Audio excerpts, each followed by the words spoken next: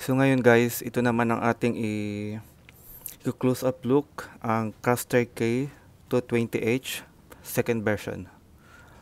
Ayan. Ayan yung grip niya. Ayan.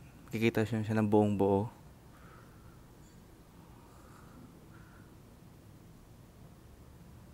Ayan. Napakalinis niya tignan guys. Kasi para siyang all white tignan. Ayan. From grip to head. Ayan. Ayan yung grip niya guys. White color. And as you can see. Ayan. Ang logo niya. Ayan. Victor. At ayan. Ayan yung logo niya. Thruster K 220H version 2. Siyempre, ang Victor logo.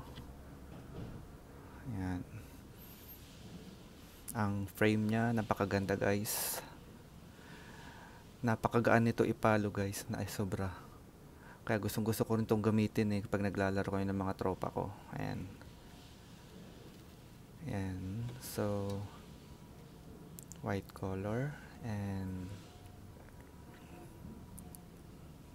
ito yung kulay na napili ko na string kasi may touch of blue naman siya. So, nag-compatible naman yung kulay niya.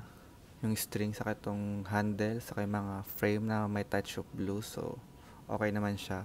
So, ayan guys, makikita nyo dyan. Ang 4U 35 lbs with 16 kg. Ayan, makikita nyo yan dyan.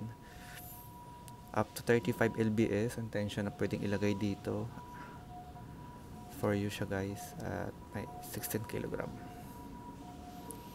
Ayan. Diba? Napakaganda.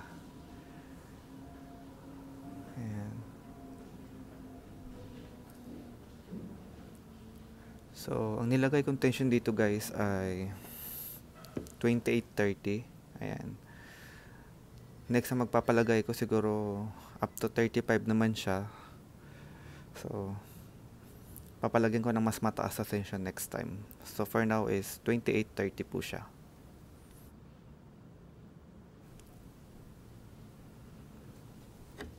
Sound check. Ayan. Napakalutong, napaka-crispy ng string niya. Ng sound check. Ayan. Pakinggan nyo pa na mabuti. Ayan. Diba?